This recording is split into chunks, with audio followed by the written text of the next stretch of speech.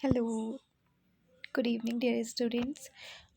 मैंने आपको sterilisation and disinfection का पार्ट फर्स्ट पढ़ा दिया था, जिसमें हमने ड्राई हीट देखा था। ड्राई हीट की स्टडी की थी। अगर आपने वो लेक्चर नहीं देखा है तो पहले आप पार्ट फर्स्ट देखिए, देन आप पार्ट सेकंड देखिएगा प्लीज़।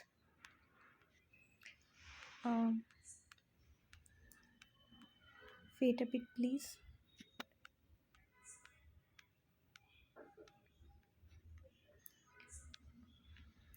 स्टूडेंट, हमने फर्स्ट लेक्चर में ऑलरेडी ड्राई हीट कवर कर दिया था, जिसमें हमने रेड हीट, फ्लेमिंग, इंसिनरेशन और हॉट एयर ओवन की स्टडी की थी। Now we are studied about moist heat. अब हम मॉइस्ट हीट में देखेंगे कि हम क्या क्या प्रोसेस करते हैं। तो first is moist heat is divided into three forms. Sorry, spelling mistakes है। थ्री फॉर्म्स हैं। कौन कौन से थ्री फॉर्म्स हैं? Temperature below 100 degree Celsius, temperature at 100 degree Celsius and temperature above 100 degree Celsius. Moist heat में हम three phase देखेंगे, three form देखेंगे। Below 100 degree Celsius, 100 degree Celsius के नीचे और 100 डिग्री सेल्सियस पर कौन कौन सी टेक्निक यूज़ होती हैं। And temperature above 100 degree Celsius, 100 degree Celsius के अबव हम क्या करते हैं, कौन सी टेक्निक उसमें हम यूज़ करते हैं। Temperature below 100 degree Celsius. Temperature below 100 degree Celsius में चार मेथड्स आती हैं, जिसमें pasteurisation, vaccine bath, water bath और इंस्पिशेशन है। Sorry guys, this is the spelling mistake, please आप इसको करेक्ट कर दीजिएगा।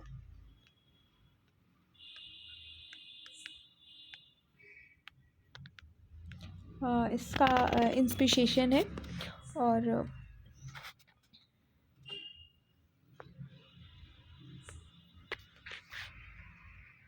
इंस्पिशेशन बिलो 100 डिग्री सेल्सियस टेम्परेचर में है।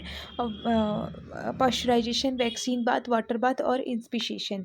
नेक्स्ट फर्स्ट हम पढ़ेंगे व्हाट इज़ पास्चराइजेशन। पास्चराइजेशन क्या होता है? पास्चराइजेशन में हम क्या करते हैं, टेक्निक है जिसके थ्रू हम मिल्क को स्टेरिलाइज करते हैं। Milk is sterilised by this method. जो मिल्क है उसको पास्चराइजेशन के थ्रू हम स्टेरिलाइज करते हैं। इसमें दो मेथड होती हैं, most important. First is holding method, second is flash method. Holding method में हम 63 डिग्री सेल्सियस पर 30 मिनट्स तक स्टेरिलाइज करते हैं और रैपिड कूलिंग हम एट 13 डिग्री सेल्सियस पर करते हैं, और इससे भी कम 13 degree Celsius 63 degree Celsius for 13 minutes और rapid cooling at 13 degree Celsius. Flash method में हम करते हैं 72 degree Celsius for 15 to 20 seconds. Rapid cooling same है 13 डिग्री सेल्सियस। नेक्स्ट है the dairy and industrial. Wait a bit, can I the dairy industry sometimes use ultra high temperature.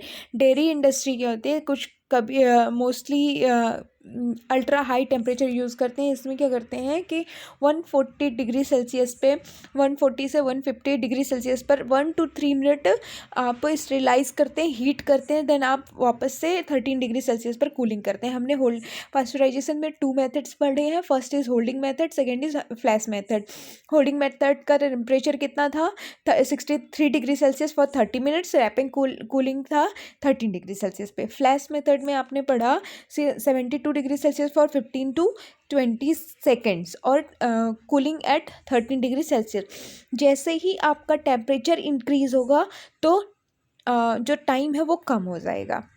Next आपने हमारे पास dairy product बहुत ज़्यादा, milk product होते हैं actually, तो हम क्या करते हैं, हम इमिडिएटली स्टेरिलाइज करने के लिए 140 degree Celsius to 150 degree Celsius पे 1 to 3 सेकेंड्स के लिए स्टेरिलाइज करते हैं, देन वापस से 13 डिग्री सेल्सियस पे कूलिंग कर लेंगे। All non sporing pathogens such as mycobacteria, Brucella and Salmonella are destroy by three process. ये जो नॉन स्पोरिंग पैथोजेंस हैं like mycobacteria, Brucella and Salmonella, ये सेम प्रोसेस को 140 डिग्री सेल्सियस से 150 degree Celsius आप 1 to 3 second के लिए हम अगर स्टेरिलाइज करते हैं 3 टाइम तो मोस्टली बैक्टीरिया किल हो जाते हैं। नेक्स्ट है वैक्सीन वात। नाम से ही डिफाइन है। वैक्सीन वात क्या है कि vaccine what prepared for non sporing bacteria में be inactivated in water at 60 degree Celsius. Most important है वैक्सीन बाद टेम्परेचर कि वैक्सीन बाद में जो नॉन स्पोरिंग बैक्टीरियाज हैं उनको इनएक्टिवेट करने के लिए हम 60 डिग्री सेल्सियस पर 1 आवर के लिए वैक्सीन स्टेरिलाइज करते हैं। नेक्स्ट है वाटर बाथ। सीरम और बॉडी फ्लूइड। वैक्सीन बाथ में हम किसको स्टेरिलाइज कर रहे हैं? वैक्सीन्स को। और वाटर बाथ में serum and body fluid containing coagulable protein can be sterilised by heating for. जो सीरम है और बॉडी फ्लूइड्स हैं उनको स्टेरिलाइज करने के लिए हम 1 आवर के लिए 56 डिग्री सेल्सियस पर, most important please mind it,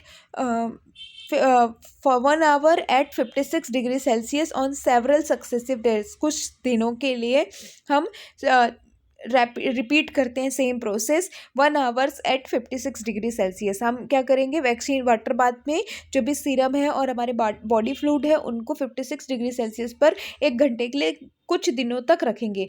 जैसे आज आपने रखा, आपने टाइम मेंशन किया, आज का टाइम अभी 12 बजे है तो आप नेक्स्ट डे 12 बजे सेम प्रोसेस करेंगे। Then after tomorrow. नेक्स्ट है इंस्पिशेशन। क्या होता है? इंस्पिशेशन क्या है? Media containing egg and serum such as Lowenstein, Jensen and Loeffler serum slope are rendered sterile by heating. जो इंस्पिशेशन है उसका टेम्परेचर होता है 80 to 85 डिग्री सेल्सियस और फॉर 30 मिनट्स और ऑन 3 सक्सेसिव डेज। सिंपल सी बात है, बिलो 100 डिग्री सेल्सियस है। जो भी ये 4 मेथड्स आपने पढ़े हैं तो वो बिलो टेम्परेचर आएगा, बिलो 100 टेम्परेचर आएगा। इसी पे हम क्या करेंगे? इनको स्टेरिलाइज करेंगे। तो 80 to 85 डिग्री सेल्सियस पर 30 मिनट्स के लिए 3 सक्सेसिव डेज के लिए आपको करना है। अगर आपने आज किया है 10 o'clock, देन आप कल रिपीट करेंगे, देन आफ्टर रिपीट करेंगे same process at 80 to 85 degree Celsius for 30 minutes. हमने कौन कौन सी टेक्निक पढ़े बिलो 100 डिग्री सेल्सियस में? फर्स्ट है हमारा पास्चराइजेशन, सेकंड है हमारा वैक्सीन बाथ एंड थर्ड है वाटर बाथ। नेक्स्ट है इंस्पिशेशन। अब हम पढ़ेंगे temperature at 100 degree Celsius. 100 degree Celsius पे हम क्या करेंगे? आपको पता है कि जो वाटर है वो 100 डिग्री सेल्सियस पे ही बॉयल होता है। तो आप क्या करेंगे? अब जो भी प्रोसेस होंगी वो बॉयल या स्टीम के थ्रू होंगी। बॉइलिंग, स्टीम एंड टिंडलाइजेशन 3 मेथड है। हमने बिलो 100 डिग्री सेल्सियस में कौन कौन से पढ़े थे? Pasteurisation, water bath, vaccine bath and inspissation. अब एट 100 डिग्री सेल्सियस पे पढ़ेंगे boiling, steam and tyndallisation. First हम पढ़ेंगे बॉइलिंग एट 100 डिग्री सेल्सियस। हम कैसे बैक्टीरिया को स्टेरिलाइज करेंगे 100 डिग्री सेल्सियस पे? Boiling at 100 degree Celsius for 30 to 40 minute kill all vegetative bacteria and some bacteria spores. 100 degree Celsius पे 30 से 40 मिनट तक हम जो बैक्टीरिया के वेजिटेटिव फॉर्म है, लार्वा और एडल्ट फॉर्म, एग फॉर्म, उन सभी को किल करते हैं। इवन स्पोर्स भी 100 डिग्री सेल्सियस पे अगर आप बॉयल करते हो जो भी आर्टिकल्स है, मटेरियल है, उनको 30 to 40 मिनट्स के लिए, तो बैक्टीरिया किल हो जाते हैं। Sporing bacteria required prolonged period of boiling. जो स्पोर फॉर्मिंग बैक्टीरिया हैं उनको ज़्यादा समय तक बॉइलिंग की ज़रूरत होती है। Therefore it is not recommended for sterilization of surgical instrument। इस सिंपल सी बात है, आपको इमीडिएटली इमरजेंसी में सर्जिकल इंस्ट्रूमेंट की रिक्वायरमेंट होती है। तो हमारे पास इतना समय नहीं होता कि हम बहुत देर तक बॉइलिंग करते रहें। जब हमारे पास ऑप्शन है तो हम हॉट एयर ओवन से भी स्टेरिलाइज कर सकते हैं, तो हम लॉन्ग टाइम पे क्यों करेंगे? एडिशन ऑफ 2% सोडियम बाइकार्बोनेट में प्रमोट स्टेरिलाइजेशन। अगर आप बॉइलिंग वाटर जो है उसमें 2% सोडियम बाइकार्बोनेट मिला देते हैं तो मीठा सोडा, सोडियम बाइकार्बोनेट अगर आप मिला देते हैं तो स्टेरिलाइजेशन अच्छी तरीके से होता है। हम बॉइलिंग क्यों करते हैं? किस चीज़ के लिए हम बॉइलिंग का यूज़ कर रहे हैं? बॉइलिंग हम कर रहे हैं for disinfection of medical and surgical equipment when sterilised is not essential in emergency और अंडर फील्ड कंडीशन। हम सर्जिकल इंस्ट्रूमेंट को तब बॉइलिंग में स्टेरिलाइज करेंगे जब हमें इमरजेंसी नहीं है, रिक्वायरमेंट नहीं है इमिडिएटली। हम कुछ समय के लिए, हमारे पास काफ़ी समय है तो हम छोड़ देंगे स्टेरिलाइज होने के लिए। Free steam eight 100 degree Celsius. First हम पढ़े बॉइलिंग एट 100 डिग्री सेल्सियस। हम पानी के अंदर डाल के आर्टिकल्स को या मटेरियल्स को स्टेरिलाइज करें। अब हम स्टीम के थ्रू कैसे करेंगे? Steam at normal atmospheric pressure is at 100 degree Celsius. Steam कब निकलेगा? जब वाटर का टेम्परेचर कितना 100 डिग्री सेल्सियस हो जाएगा। Use to sterilise heat labile culture media. जो हीट लेबाइल कल्चर मीडिया है उनको स्टेरिलाइज करने के लिए हम स्टीम का यूज़ करते हैं। नेक्स्ट है single spore steam for 90 minute ensure complete sterilisation. आप क्या करेंगे? बॉइलिंग इसमें करनी, स्टीम पे 100 डिग्री सेल्सियस पे 90 मिनट्स तक इसको स्टेरिलाइज करेंगे तो स्टेरिलाइजेशन हो जाएगा। नेक्स्ट है टिंडलाइजेशन, वेरी इंपॉर्टेंट क्वेश्चन। टिंडलाइजेशन जो है बहुत इंपॉर्टेंट है, आपको ये पता होना चाहिए कि टिंडलाइजेशन क्या है। इससे रिलेटेड 2 मार्क्स के क्वेश्चन आते हैं, डेफिनेशंस आता है। An exposure of steam 100 degree Celsius for 20 minutes on 3 successive days is known as tyndallisation और इंटरमिटेंट स्टेरिलाइजेशन। लगातार 3 दिनों तक आपको 100 डिग्री सेल्सियस पे 20 मिनट के लिए किसी भी आर्टिकल को स्टेरिलाइज करते हैं अगर आप, तो हम उस प्रोसेस को टिंडलाइजेशन बोलेंगे। The instrument use is Koch and Arnold steam sterilisation. इसमें जो इंस्ट्रूमेंट यूज होते हैं उसको अरमोल्ड और कोच इंस्ट्रूमेंट बोलते हैं। टिंडलाइजेशन के थ्रू हम इन इंस्ट्रूमेंट का यूज़ करते हैं। नेक्स्ट है यूजेस। जो इसका यूजेस है वो क्या है? Used for sterilisation of egg serum और शुगर कंटेनिंग मीडिया। हम टिंडलाइजेशन का यूज़ कब कैसे करेंगे? हम first of all you remember that कि टिंडलाइजेशन का टेम्परेचर कितना है? 100 degree Celsius for 20 minute for 3 days, है ना। तो आपको क्या करना है? एग और serum containing, sugar serum containing जो मीडिया है उनको 100 डिग्री सेल्सियस पर 20 मिनट्स के लिए 3 दिनों तक लगातार स्टेरिलाइज करेंगे, तभी वो कल्चर मीडिया स्टेरिलाइज होगा। नेक्स्ट है, फर्स्ट हमने पढ़ा below 100 degree Celsius, then at 100 degree Celsius. अब हम पढ़ेंगे अबव 100 डिग्री सेल्सियस। फर्स्ट है, हमने बिलो 100 डिग्री सेल्सियस में क्या क्या पढ़ा?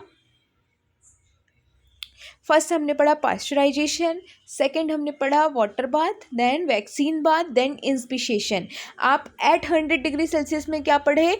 स्टीम पढ़ा आपने, बॉइलिंग पढ़ा और टिंडलाइजेशन पढ़ा। अब हम पढ़ेंगे above 100 degree Celsius. Most important है ऑटोक्लेव। ऑटोक्लेव क्या होता है? एक इंस्ट्रूमेंट है लाइक दिस। ये ऑटोक्लेव इंस्ट्रूमेंट है, ये लीड है, ओपन होता है, इस पे आप अपने जो मटेरियल्स है उनको रख देते हैं। फर्स्ट, ऑटोक्लेव होता क्या है? An autoclave is a machine that uses steam under pressure to kill harmful bacteria, virus, fungi, and spores on items that placed inside pressure vessels. The items are heated to appropriate sterilization temperature for a given amount of time. Autoclave एक instrument है जिसमें हम articles को, जो भी substance जो कि article है, मटेरियल है, आपको स्टेरिलाइज करना है तो उनको इस जो चैम्बर है उसके अंदर रख देंगे। ये लीड ओपन हो जाएगा लाइक दिस। ये लीड ओपन होता है, इसके अंदर आप आर्टिकल्स को रख देंगे तो इसमें जो विसल्स लगे हैं, आप इस पर टाइम और प्रेशर फिक्स करते हैं।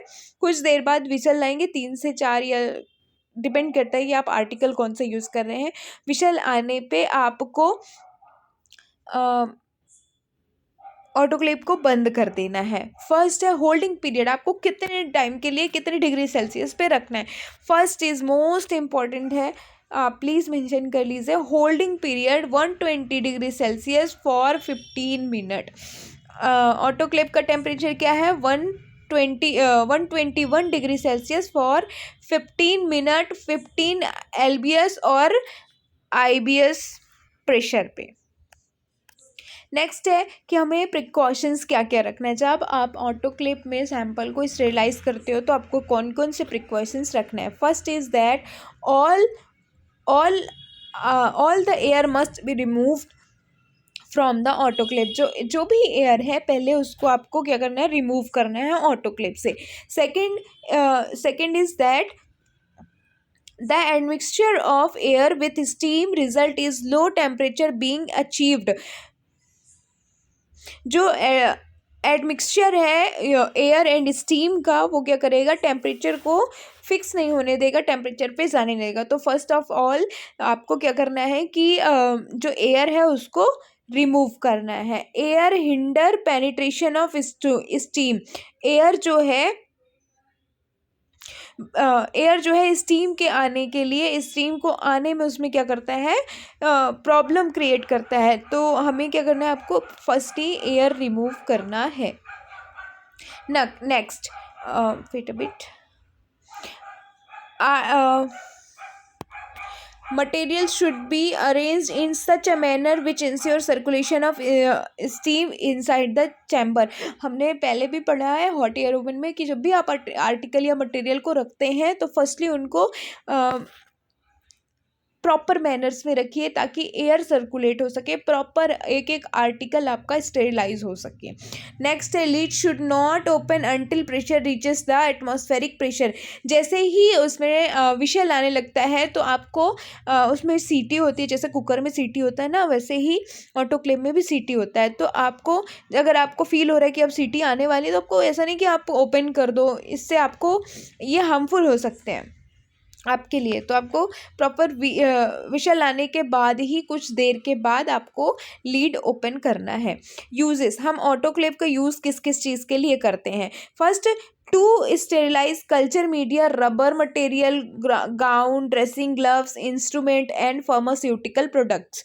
जो सर्जिकल कल्चर मीडिया है, स्टेरिलाइज्ड कल्चर मीडिया को स्टेरिलाइज करने के लिए रबर के मटेरियल है। हॉट एयर ओवन में आप रबर रख रहे थे तो वो मेल्ट हो जा रहा था। ऑटोक्लेव क्या है, स्टीम के थ्रू किसी भी मटेरियल से बैक्टीरिया को फ्री करना, स्टेरिलाइज करना है ना। तो अब रबर है, आप रबर को कितना भी बॉईल कर दो वो मेल्ट नहीं होगा। Materials, gowns, dressings, gloves, instrument, pharmaceutical products. Next है for all material that are water containing, permeable और wettable and not liable to damage by this process. इसमें क्या है, कुछ ऐसे प्रोडक्ट हैं जो कि वेटेबल हैं, परमिएबल हैं, इनको अगर आप स्टेरिलाइज करते हैं तो इससे कोई नुकसान नहीं होगा, कुछ भी प्रॉब्लम्स नहीं होंगी। नेक्स्ट है useful for materials which can't withstand high temperature of hot air oven. जो मटेरियल, जो प्रोडक्ट आप जो आर्टिकल्स आप हॉट एयर ओवन से स्टेरिलाइज नहीं कर सकते थे वो आप ऑटोक्लेव के थ्रू स्टेरिलाइज कर सकते हैं। दो बहुत इंपॉर्टेंट है, first is hot air oven and second is autoclave. Next technique है फिल्ट्रेशन। फिल्ट्रेशन क्या होता है, sterilized solution that may be damaged or denatured by high temperature और chemical agent। जो sterilized solution है जो कि डैमेज हो सकते हैं, डिनेचर हो सकते हैं हाई टेम्परेचर और केमिकल एजेंट से। Use for the sterilisation of heat labile material such as. Filtration किस लिए हम करते हैं, कुछ हीट लेबाइल है जो हीट के कांटेक्ट में आने पे ख़राब हो सकते हैं, उनको हम फिल्ट्रेशन के थ्रू स्टेरिलाइज करेंगे। सिंपल सी बात है, आप पानी को स्टेरिलाइज कैसे करोगे, है ना, तो फिल्ट्रेशन या तो फिर बॉइलिंग के थ्रू। तो फिल्ट्रेशन के थ्रू हम सीरम को, शुगर सॉल्यूशन और जितनी भी एंटीबायोटिक्स हैं उनको फिल्ट्रेशन के थ्रू हम स्टेरिलाइज करते हैं।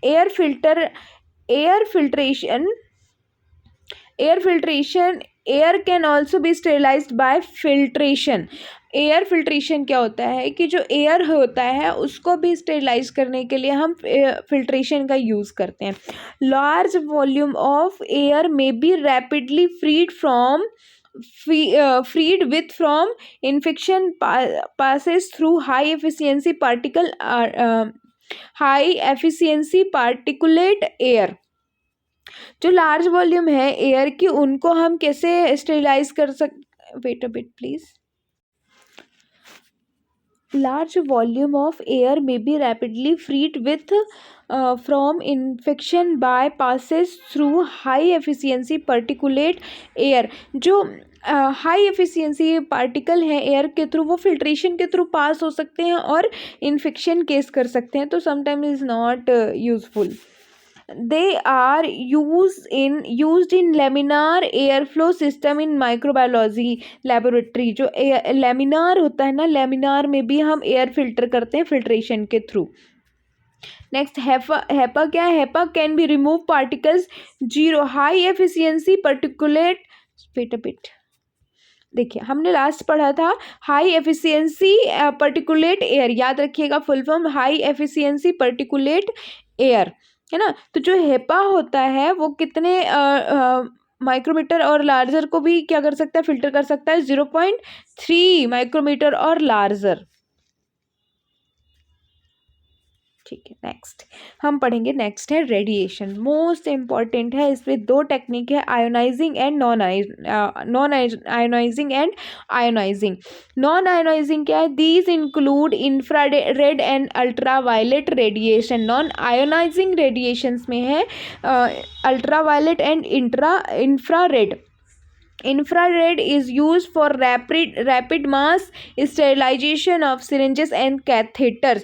कैथेटर और sorry this is not good, not right, आप प्लीज़ इसको मेंशन कर लीजिएगा, वो ट्रांसलेट होने में प्रॉब्लम हो गया था, that's why.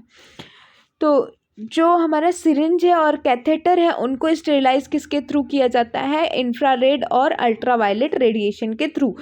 UV rays with wavelength of 240 to 280 nanometer has marked bacterial activity।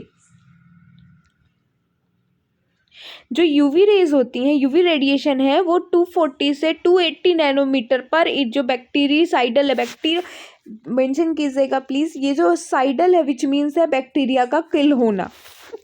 तो जब 240 से आप 280 अल्ट्रावायलेट रेडिएशन प्रोवाइड करते हैं तो उसमें आप देख सकते हैं कि बैक्टीरिया किल हो रही है। UV radiation is used for disinfection in closed areas as bacteriological laboratory inoculation hood laminar flow and operation theater। जो UV rays होती हैं जो इनक्लोज एरिया है जहाँ पे जो चीज़ें जो कवर है क्लोज है उन एरियाज पे भी स्टेरिलाइजेशन के लिए यूज़ किया जाता है। The source of UV radiation must be sealed otherwise cases of damage cases damage to skin और आइज। जो जहाँ पे भी आपको यूवी लाइट प्रोवाइड करना है आपको फर्स्ट वो जो एरिया है वो कवर होना चाहिए। अगर आप हो तो आपको भी अपने बॉडी को कवर करके रखना है, अदरवाइज ये आपकी स्किन को डैमेज कर देता है। नेक्स्ट है ionising radiation. These include X rays, gamma rays and cosmetic rays. जो आयोनाइजिंग रेडिएशन में है हमने फर्स्ट पढ़ा, नॉन आयोनाइजिंग में इंफ्रारेड और यूवी रेज। अब हम पढ़ रहे हैं आयोनाइजिंग, इसमें X rays, gamma rays and cosmic rays हैं। Passes high penetration power and are highly lethal to cell include bacteria. इसमें क्या होता है कि जो ये जो रेज हैं वो बैक्टीरिया के सेल को हाईली पेनिट्रेट कर सकते हैं। पेनिट्रेट का मतलब होता है, by the way bacteria cell wall है तो उसको पेनिट्रेट करता है, छेद के अंदर जाना, इंटर करना, है ना। They damage DNA by various mechanisms. ये क्या करते हैं, ये जो रेज हैं वो क्या करती हैं, DNA को डैमेज कर देती हैं। नेक्स्ट हम पढ़ेंगे गामा रेडिएशन। गामा रेडिएशन क्या होता है? Gamma radiation are used for sterilisation of disposable items और plastic syringes such as plastic syringes, swabs, culture plate, cannula, catheter. जो गामा रेज होती हैं जो हमें डिस्पोजेबल आइटम्स हैं उनको स्टेरिलाइज करने के लिए करते हैं। पहला है फर्स्ट है plastic syringes, swab, culture plate जो आपको वापस से यूज़ नहीं करना है, जिनको डिस्पोज करना है, तो हम उनका यूज़ करेंगे गामा रेज के थ्रू। नेक्स्ट है हमारा केमिकल मेथड। हमने फर्स्ट पढ़ा था फिजिकल, सेकंड पढ़ा था फिजिकल मेथड फर्स्ट पढ़ा था, अब सेकंड है हमारा केमिकल मेथड। फिजिकल मेथड में हमने क्या क्या पढ़ा था? सनलाइट, आपने पढ़ा था सनलाइट पढ़ा था, इसमें ड्राई हीट मॉइस्ट पढ़ा था, dry heat, moist heat, different techniques पढ़े थे। अब हमारा है फिजिकल के बाद केमिकल स्ट्रेन में आप क्या पढ़ रहे हैं। First, variety of chemical agents are use as antiseptic and disinfectant. Different type के केमिकल्स यूज होते हैं एंटीसेप्टिक और डिसइंफेक्टेंट्स के लिए। डिसइंफेक्टेंट के लिए जिसका यूज़ करें वो डिसइंफेक्टेंट कहलाता है। An ideal antiseptic and disinfectant should be, जो हमारा एंटीसेप्टिक और डिसइंफेक्टेंट होते हैं आइडियल होते हैं, सबसे विशिष्ट होते हैं, इनको क्या क्या होना चाहिए। फर्स्ट है be fast acting in presence of organic substance. इनके क्या करना है, बहुत फास्ट वर्क करना चाहिए। ऐसा नहीं आपने लगा दिया वो ठीक ही ना हो, है ना, वो मतलब वहाँ से बैक्टीरिया किल ही नहीं हो रहे हैं। आपने बाय द वे किसी केमिकल का यूज़ किया है, स्प्रिट का यूज़ किया है, तो वहाँ से बैक्टीरिया किल ही नहीं हो रहे हैं।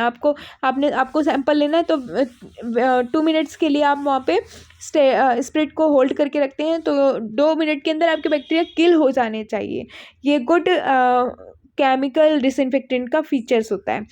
नेक्स्ट है be effective against all types of infectious agent without destroying and acting a poison if ingested, acting as a poison if ingested. जो इफेक्टिव इतना होना चाहिए कि वो सभी टाइप के माइक्रो ऑर्गेनिज्म को किल कर सके, बट टिश्यू को किल ना करे, टिश्यू डैमेज ना करे। फर्स्ट एंड सेकेंड, जब भी आप इसको ईट करते हैं या इसको आप इसको पी जाते हैं तो ये क्या विष की तरह काम करे, पॉइजन की तरह काम करना चाहिए। Easily penetrate material to be disinfectant without damaging डिस्कलराइज,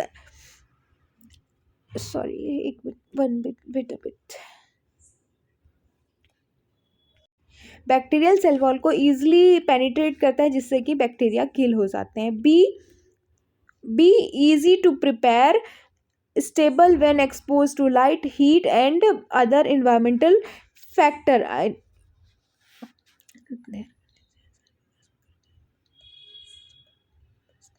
जो इनको प्रिपेयर करना इजी हो, स्टेबल हो, लाइट और हीट के कांटेक्ट में आने पे ये ख़राब ना हो।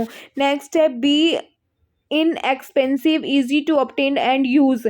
ये जो है इनको बहुत ज़्यादा एक्सपेंसिव नहीं हो कि कोई ख़रीद ना सके, मतलब कुछ लोग ख़रीद ना सकें, तो इन कम कॉस्टली हो जिससे कि लोग इसको ख़रीद लें, और ईज़िली स्टोर में ईज़िली नॉर्मली स्टोर में मिल जाए। ऐसा नहीं कि आप बड़े से शॉप में ही मिले, कुछ जगह बेसिक जगह पे ना मिले।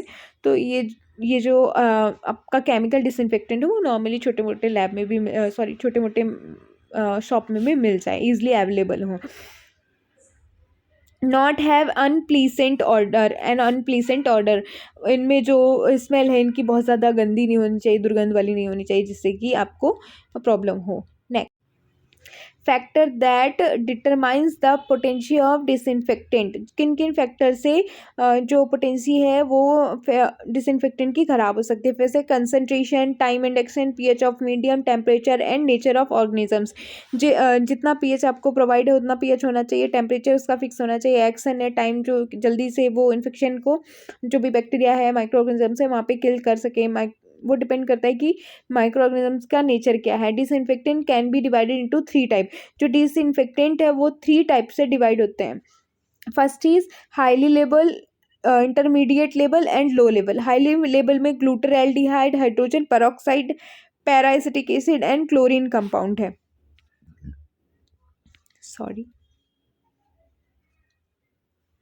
इंटरमीडिएट लेवल में डिसइंफेक्टेंट में अल्कोहल, आइडोस्पोर्स है एंड फिनोलिक कंपाउंड है। नेक्स्ट है आपका लो लेवल डिसइंफेक्टेंट, इसमें क्वार्टनरी अमोनियम सल्फेट है। First mention it, quaternary ammonium sulphate. Alcohol first हम पढ़ेंगे, मोस्ट इंपॉर्टेंट, फ्रिक्वेंटली यूज होता है लैबों में। Ethanol and propanol are the most frequently used. जो इथेनॉल है वो क्या है, अल्कोहल ग्रुप का ही है, उसमें मोस्टली यूज होता है। Next, use as skin antiseptic and act by the denaturing bacterial protein. ये कैसा करता है, बैक्टीरिया का जो प्रोटीन है उसको डीनेचर कर देता है और स्किन पे अप्लाई किया जाता है। Rapidly kill bacteria including tubercle bacteria but they have no sporicidal and virucidal activity. जो अल्कोहल है वो क्या करता है, बैक्टीरिया स्पोर्स वाले जो बैक्टीरिया है उनको किल नहीं करता और ना ही वायरस को किल कर सकता है। और नेक्स्ट है 60 to 70% is most effective. 60 to 70% अगर आप मिला के इथेनॉल बना रहे हैं तो वो मोस्ट इफेक्टिव होगा बैक्टीरिया को किल करने के लिए। नेक्स्ट है propyl alcohol is performed to ethyl alcohol as it is a better fat solvent, more bactericidal and less volatile. ये जो आइसोप्रोपिल अल्कोहल है वो परफॉर्म करता है एथिल अल्कोहल से बनता है एक्चुअली। और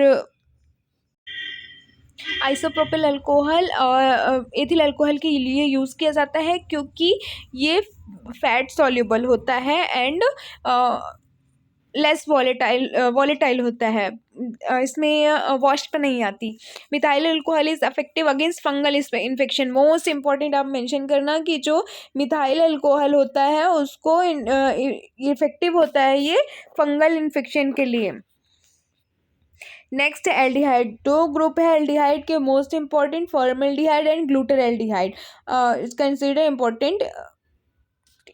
यूज़ क्यों करते हैं, to sterile bacterial vaccine. Bacterial vaccine को स्टेरिलाइज करने के लिए हम एल्डिहाइड का यूज़ करते हैं। 10% formalin containing 0.5% sodium tetraborate is use to sterilise clean metal instrument. जो क्लीन मेटल इंस्ट्रूमेंट है उनको स्टेरिलाइज करने के लिए 10% formalin containing 0.5% sodium tetraborate is used to sterilize clean metal instrument. जो मेटल इंस्ट्रूमेंट है उनको क्लीन करने के लिए हम 10% फॉर्मेलिन यूज़ करते हैं जिसमें कि 0.5% टेट्राबोरेट यूज़ होता है।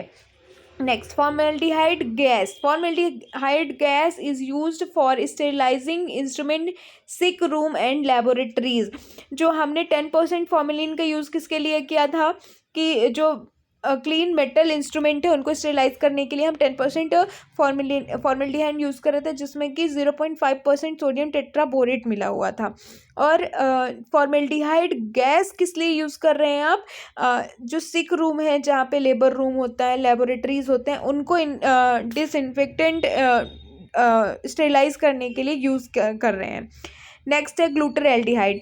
Action similar to formaldehyde. Same जो ग्लूटाराल्डिहाइड है वो फॉर्मेल्डिहाइड के जैसे पे काम करता है। More active and less toxic than formaldehyde. ये क्या है, इसमें एडवांस फीचर्स क्या है कि कम टॉक्सिक्स होता है और अकॉर्डिंग टू फॉर्मेल्डिहाइड का फ्रेगरेंस जो स्मेल होता है बहुत तीखा होता है, बट ग्लूटाराल्डिहाइड का नहीं होता है। It is use as 2% buffer solution. इसका यूज़ कैसे करते हैं, 2% बफर सॉल्यूशन के तरह यूज़ करते हैं।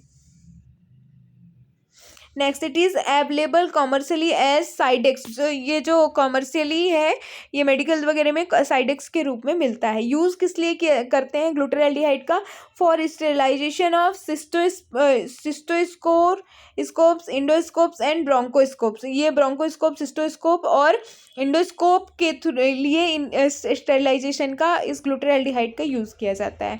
To sterilise plastic tracheal tube, face mask, corrugated rubber, anaesthetic tube and metal instrument, इन सभी को स्टेरिलाइज करने के लिए हम ग्लूटाराल्डिहाइड का यूज़ करते हैं। नेक्स्ट है आयोडीन। इंपॉर्टेंट है। Iodine is in aqueous and alcoholic solution used as skin disinfectant. जो आयोडीन है वो एक वाटर में या अल्कोहल सॉल्यूशन में यूज़ किया जाता है as a disinfectant. Iodine activity bactericidal, moderate action against spores. जो आयोडीन है वो कैसा होता है, बैक्टीरियासाइडल होता है, बैक्टीरिया को स्पोर को भी किल कर देता है। बैक्टीरियासाइडल मतलब bacteria, to kill bacteria. Also active against tubercle bacteria और वायरसेस। ट्यूबरकल बैक्टीरिया और वायरसेस को भी किल करने के लिए आयोडीन यूजफुल होता है। Used in hospital for pre operating skin degerming. आप क्या करते हो, जब भी हमको कोई ऑपरेशन करना होता है तो उससे पहले हम क्या करते हैं, डिसइंफेक्ट किया जाता है पेशेंट के स्किन को, तो हम आयोडीन सॉल्यूशन का यूज़ करते हैं ऑपरेशन होने से पहले। पोविडीन आयोडीन, जिसको बिटाडीन बोलते हैं, हम नॉर्मली घाव वगैरह में आप वुंड में लगाते हो। Betadine and Wescodyne for skin and laboratory disinfectant, ये क्या है, स्किन के लिए और लेबोरेटरी के डिसइंफेक्शन के लिए हम इसका यूज़ करते हैं। ठीक है, dear students, now my lecture is completed. अगर आपको वीडियो अच्छी लगी हो तो प्लीज़ लाइक एंड सब्सक्राइब।